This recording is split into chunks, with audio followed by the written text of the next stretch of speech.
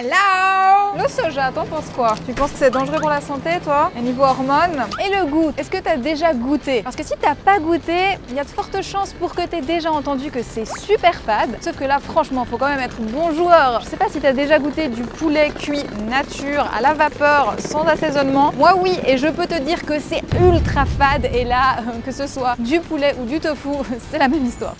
Bref, comme tu le vois, là je suis au Japon, c'est un petit peu le pays du tofu, donc c'est le moment idéal pour aborder la question du soja. Est-ce que c'est bon ou mauvais pour la santé? Et quels sont les points positifs? Parce que oui, il y en a quand même. On va regarder la composition, les protéines et les calories. Et puis après, on va aussi déguster les bonnes recettes à base de soja qu'on trouve ici au Japon. Il y a pas mal de spécialités. Et je peux te dire que je me réjouis, on va se régaler, j'ai vraiment hâte. Et donc là, on est en chemin pour le restaurant dans lequel on va déguster plein de choses au soja, mais c'est à 40 minutes d'ici. Comme je te le dis toujours, quand tu es dans des grandes villes, profite de marcher, donc j'applique mes conseils. Et si ce qui t'intéresse, c'est la partie plus pratique avec les recettes, ben ça c'est plus loin dans la vidéo. De toute façon, comme d'habitude, la vidéo elle est chapitrée, tu trouves toutes les infos en barre de description. N'hésite pas à aller là où tu as envie d'aller. Et sur ce, on se lance. D'abord, j'ai un message pour tous les sceptiques du soja et ceux qui disent qu'ils n'en mangeront jamais. Il faut savoir que 80% de la production mondiale de soja est destinée à l'élevage. Donc il y a de très fortes chances pour que le bœuf que tu retrouves dans ton assiette ait mangé du soja. Et puis dans la nourriture industrielle, tu as beaucoup de soja caché. Il y en a même dans le chocolat ou dans les glaces. Si tu vois un ingrédient qui s'appelle la lécithine, c'est souvent du soja. Et on trouve aussi des dérivés du soja dans les cosmétiques et dans le savon, par exemple. Donc celui qui dit qu'il ne touchera jamais de soja, eh bien j'ai envie de te dire qu'il se lave les mains avec. Je trouve ça assez ironique d'ailleurs, hein, c'est un petit peu la revanche du soja. Bref, je crois que là c'est clair, tout le monde est concerné par le soja, et du soja il y en a partout, et c'est bien ça le problème. Les OGM, c'est pas pour le plaisir de trafiquer la génétique, hein, c'est clairement pour booster la production. Mais ce qui inquiète vraiment, ce sont les isoflavones. C'est des composés actifs qui fonctionnent un peu comme l'hormone féminine oestrogène. On entend plein de choses sur les effets supposés de ces doses d'hormones que tu manges avec le soja. Et la bonne nouvelle ici, c'est qu'il y a beaucoup d'études sur le soja. Pour te donner une idée, je suis allée voir un des principaux sites de publication scientifique. C'est le site qui est tenu par une agence du gouvernement américain, donc c'est du sérieux. Et sur les 20 dernières années, il y a plus de 1000 études sur le soja. Et le résultat est globalement très positif. Bien sûr, l'usage des isoflavones, c'est pas sans danger et il faut consulter un spécialiste en cas de doute. Mais c'est surtout une question de quantité, parce qu'une consommation normale de soja ne semble pas poser de problème. Après, il y a quand même deux exceptions, les enfants et les femmes enceintes. C'est des phases de vie dans lesquelles l'activité hormonale est beaucoup plus importante et aussi dans laquelle on est plus sensible. Maintenant, ce qu'il faut voir, c'est qu'en Asie, on consomme du soja tous les jours. Bien sûr, dans la cuisine traditionnelle, on va faire tremper les graines, on va les faire bouillir, ce qui va réduire la concentration en isoflavones. Mais quand même, s'il y avait un problème avec le soja, on serait au courant. Et on arrive aux bienfaits du soja, parce qu'avec toutes ces études scientifiques, eh bien, on a pu en relever pas mal. Bienfait numéro 1, la consommation de protéines de soja à la place d'autres protéines peut réduire légèrement les taux de cholestérol total et de cholestérol LDL, le mauvais cholestérol. Bienfait numéro 2, les suppléments d'isoflavones de soja ou les protéines de soja peuvent contribuer à réduire la fréquence et la gravité des bouffées de chaleur de la ménopause.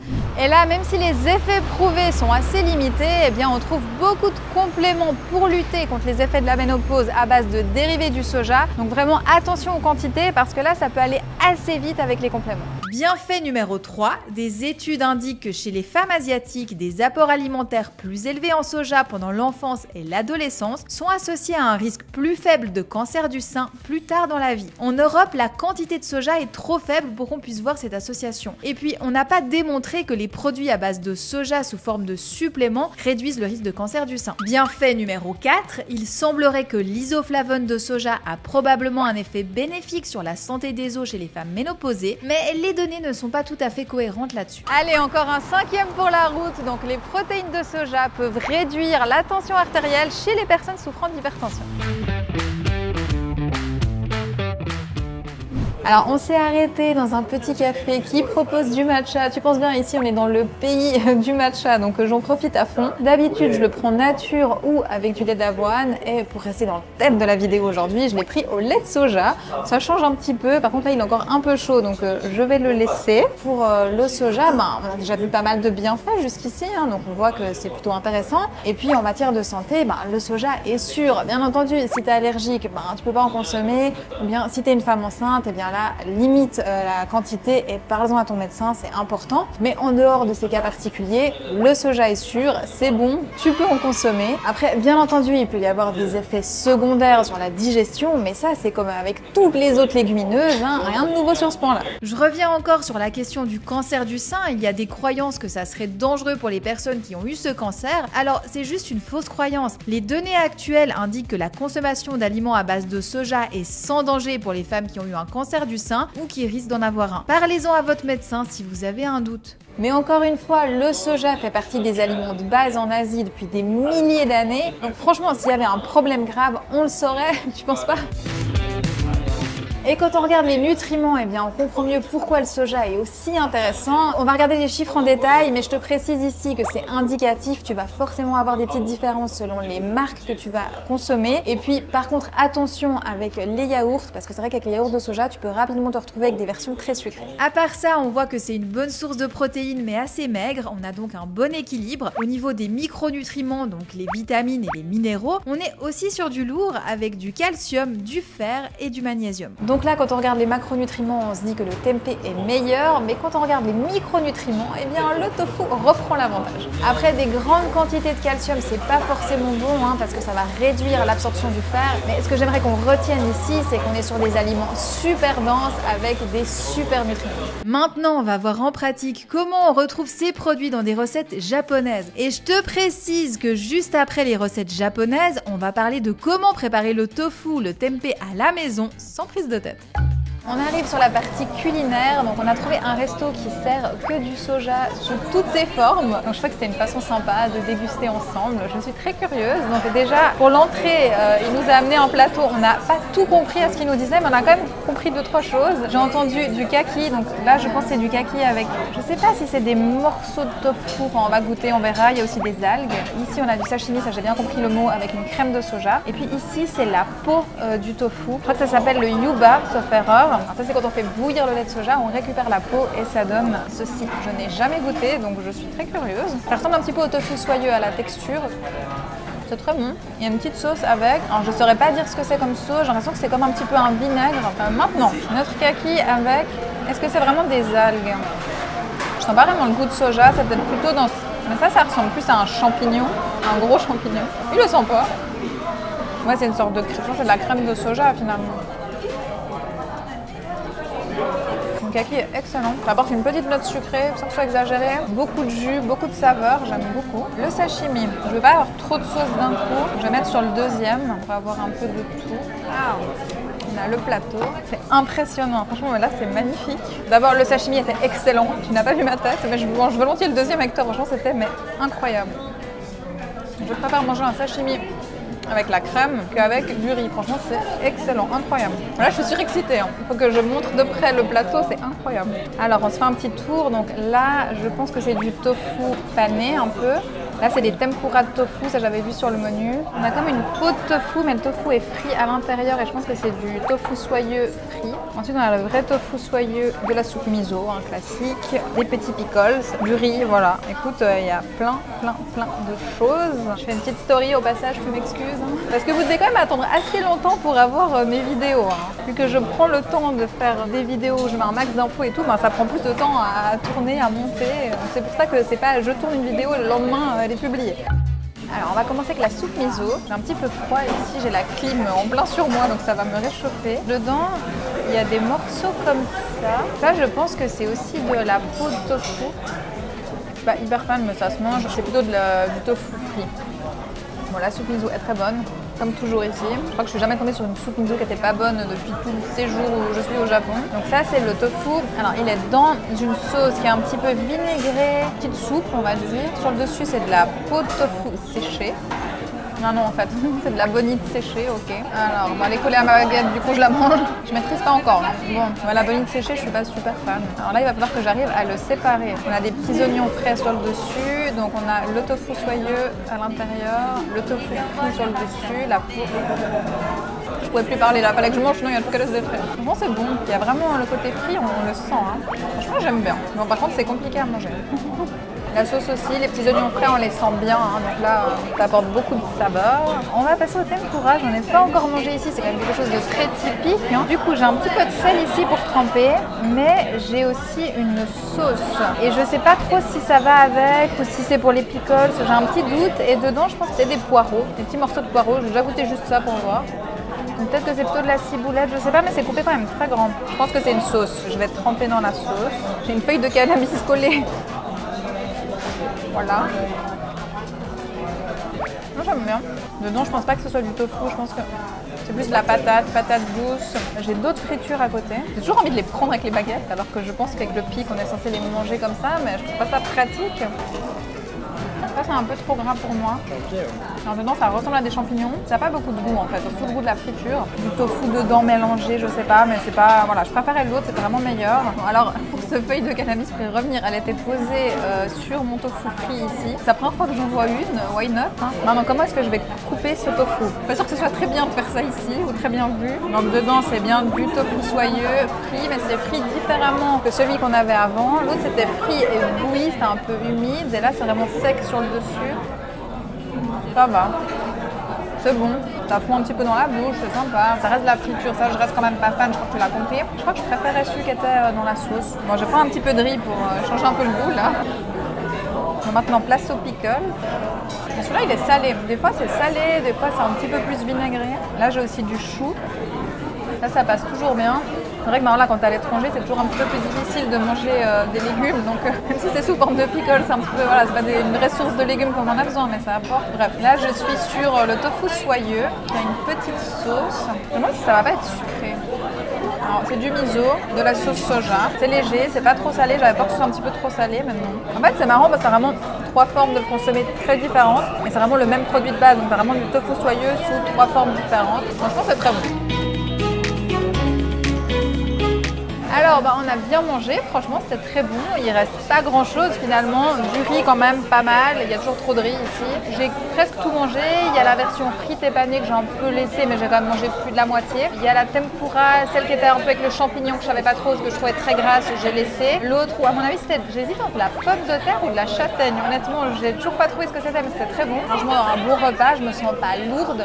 Ce qu'il faut préciser ici c'est que ok on voit du tofu, on se dit qu'il est frit etc. Alors déjà c'est du tofu soyeux, c'est le moins calorique de tous, c'est un tofu qui est très léger et puis comme c'est quand même un bloc qui est frit sur les côtés, tu as quand même plus de chair que de friture. C'est comme les frites, hein. Si tu manges une frite toute petite, genre la frite allumette, elle va être beaucoup plus riche que la frite qui est plus grosse, qui a aussi passé à la friture, mais finalement tu as plus de chair, donc tu as moins de parties huileuses et grasses. C'était très bon et il nous reste maintenant des versions sucrées à déguster. Bon les amis, place au dessert. Donc on a pris 2 pièces, moi c'est tiramisu, Alex c'est cheesecake. Bon clairement je vais goûter aussi le cheesecake. Hein. Tiramisu j'en ai déjà fait avec du tofu. D'ailleurs je me demande si c'est pas une recette qui est dans mon livre ou alors c'est dans un autre programme ou c'est sur le blog. Je sais pas, franchement à force de faire des recettes je sais plus où je les mets. Cheesecake je crois que moi j'avais pas testé mais une amie l'avait fait pour son anniversaire et c'était très très bon. Et puis tu as aussi la mousse au chocolat. Ça sauf erreur c'est sur le blog et c'est incroyable. La mousse au chocolat au tofu tu peux la faire manger à quelqu'un qui te dit ne pas aimer le tofu. Alors pas quelqu'un qui dit qu'il est allergique, hein, quelqu'un qui te dit qu'il aime pas. Je pense que tu peux le convertir. Hein. Déjà sur le dessus, il y a comme une petite feuille de persil, surprenant. Hop. Bon, on a les belles couches d'un tiramisu classique. Hein. Alors c'est très fin, ça a vraiment le goût d'un tiramisu. Je cherche un peu les notes de différence, mais j'ai l'impression que c'est de la crème. C'est vraiment impressionnant. Je vais prendre un petit peu avec le persil parce que je trouve la suggestion intéressante. Franchement, c'est très bon. D'ailleurs, tu vois, les pièces sont assez petites. Hein. Ici, les desserts, ils les servent toujours dans des beaucoup plus petites portions que nous. Et en plus, c'est assez rare de prendre un dessert au restaurant. Là, je pense que c'est parce que le concept est un petit peu spécial, vu que tout est autour du tofu. Sinon, globalement, ici, les desserts, c'est plutôt l'après-midi avec le thé. D'ailleurs, on n'a pas commandé un dessert plus un thé, ils te le servent comme ça. Donc pour eux, c'est vraiment 2 choses qui vont ensemble. Maintenant, on va voir un côté de cheesecake, comment ça se présente. Il est bon. Franchement, je suis impressionnée. C'est vraiment le goût pour moi d'un cheesecake standard. On a goûté dans une autre vidéo un cheesecake japonais qui est très fluffy. Au fond, il y avait des morceaux de raisin. Enfin, tu verras ça dans l'autre vidéo. Et franchement, c'est très différent. Je trouve que celui-ci, il a plus le goût du cheesecake traditionnel. C'est impressionnant. Il y a une petite confiture sur le dessus. Je vais essayer de déguster avec. C'est mon excuse. Hein. La confiture, je dirais que c'est figue, j'ai un petit doute, mais c'est vraiment excellent. Ils savent bien doser le sucre dans leur dessert, je trouve ça impressionnant. D'ailleurs, si tu veux voir d'autres choses que j'ai pu déguster au Japon, c'est dans l'autre vidéo que j'ai faite, je te mettrai la miniature à l'écran si tu veux la retrouver. On a dégusté énormément de choses, on a fait un point sur l'alimentation japonaise, mais j'avais envie de faire une vidéo séparée pour le soja, parce que c'est vrai qu'on m'en parle énormément, j'ai souvent des questions sur le soja. Noémie, est-ce qu'on peut en consommer, est-ce que c'est dangereux pour la santé, je vois que tu en proposes souvent, qu'est-ce que tu en penses, etc. Donc je crois que c'est intéressant de faire une vidéo dédiée aujourd'hui. Et puis il y aura aussi encore une autre vidéo avec le matcha. Mais bon, bref, on arrête de parler des vidéos à venir. On profite du dessert et on se retrouve tout bientôt pour la suite de cette vidéo. Bon ben ce tofu était très bon. Après je t'avoue que dans ce restaurant je pensais avoir plus de variété de tofu parce que finalement c'était que du tofu soyeux. Donc tu vois déjà tout ce qu'on arrive à faire avec du tofu soyeux c'est quand même super impressionnant. Mais il existe encore plein de recettes et de variétés. Maintenant ce que je voulais encore te dire c'est que moi j'aurais voulu tester le natto. Donc ça c'est vraiment quelque chose qui mange au petit déjeuner. C'est du soja qui est fermenté, c'est ultra sain parce que c'est très bon pour le microbiote. Malheureusement ils n'en avaient pas. J'étais surprise parce que sur Google Maps quand j'ai cherché l'endroit il me semblait en avoir vu sur les photos comme quoi ça ne veut pas tout dire. Mais après en même temps, c'était une texture un petit peu spéciale. Je te mettrai des images à l'écran. Et on m'avait dit que c'était un petit peu gluant. Mais j'aime pas ce qui est gluant. Donc voilà, j'étais un peu mitigée. J'avais le côté nutrition. Je me disais, faut que je teste. Et j'avais une autre partie de moi qui disait, ouais, bon, j'ai pas trop envie. Alors bon, on va en rester là. Je me dis, tant pis, c'est pas grave. Je vais pas faire tout Tokyo pour retrouver toutes les variétés de tofu et de préparation, de soja et autres. C'est pas l'idée ici. C'est vraiment de te montrer qu'on peut manger des choses très sympas qu'on connaît pas, qui permettent aussi d'avoir de la nouveauté dans notre cuisine. Maintenant, en parlant de notre cuisine, justement, c'est vrai que nous, on n'a pas forcément les mêmes condiments à la maison, c'est pas toujours facile de cuisiner comme ils le font ici, mais il y a des façons très simples de préparer le tofu et le tempeh au quotidien. Donc je te propose qu'on se retrouve dans ma cuisine pour faire ça à 12 heures d'avion d'ici. Déjà, pour une première expérience avec le tofu, je recommande plutôt le tofu fumé qui a beaucoup plus de goût. Tu coupes ton bloc de tofu en petits dés, tu fais revenir 3 minutes dans une poêle légèrement graissée, tu déglaces avec 2 cuillères à soupe de soja et voilà, c'est déjà prêt. Donc tu vois, c'est super rapide et super simple. Pour le tempeh, c'est à peu près pareil et puis tu peux varier les préparations avec des épices et un peu de crème de soja aussi. En tout cas, tu vois que c'est la combo soja avec le tofu et la sauce soja ou le tempeh avec la crème de soja. On est 100% sur des produits du soja. Bon, au final, pendant que toi t'as voyagé pour apprendre à cuisiner le tofu et le tempeh, moi je me suis arrêtée dans un magasin qui vendait de la vaisselle. Tu connais ma passion pour ça et je m'en ramenais pas mal. Hein. Bref, je crois que dans cette vidéo, on a vu qu'on pouvait cuisiner le soja de plein de façons différentes et l'apprécier. Et j'espère que tu vas retenir quelques recettes pour ton quotidien. Globalement, chez nous, on mange vraiment pas assez de légumineuses, donc on a bien assez de marge pour manger un petit peu de tofu ou de tempeh de temps en temps. Alors, j'espère qu'on va pouvoir freiner ces fausses croyances sur le soja et commencer à profiter des bienfaits de cette protéine végétale qui a vraiment sa place dans une alimentation variée et équilibrée. Au final, c'est une très bonne alternative si tu veux réduire un petit peu ta consommation de viande. Alors, pourquoi pas essayer du tofu ou du tempeh directement? Et maintenant, si tu veux d'autres conseils, d'autres idées pour consommer le soja au quotidien, je te rappelle que je te propose plein de recettes équilibrées, variées et saines dans des menus complets que tu retrouves dans les programmes Noémie Nutrition. Mais bien entendu, je précise que dans tous ces programmes, il y a toujours des alternatives. Je propose le soja parce que je trouve que c'est intéressant pour toutes les raisons qu'on a vues aujourd'hui, mais je sais aussi que ça ne convient pas à tout le monde, donc il y a vraiment la possibilité de manger sain et équilibré avec ou sans soja. Bref, toutes les informations sont disponibles sur mon site, le lien est à l'écran. Tu trouves également un petit quiz qui t'aide à t'orienter vers le programme qui correspond le mieux à tes objectifs, donc n'hésite pas à aller faire un petit tour par là-bas. Pour cette vidéo, on arrive au terme. J'espère que ça t'a plu de me suivre jusqu'ici au Japon. J'avoue que c'est pas toujours facile d'inclure dans mes voyages des tournages pour te proposer des choses différentes, qu'on soit vraiment sur place. Moi je trouve ça très excitant, donc j'aime le faire, mais c'est pas évident. Donc tu me diras ce que t'en penses. Tu me mettras aussi un petit pouce bleu si t'as apprécié le contenu. Je compte sur toi pour ça, ça soutient ce que je te propose ici. N'oublie pas de t'abonner et puis on se retrouve dans une prochaine vidéo pour parler d'autre chose. Allez, ciao!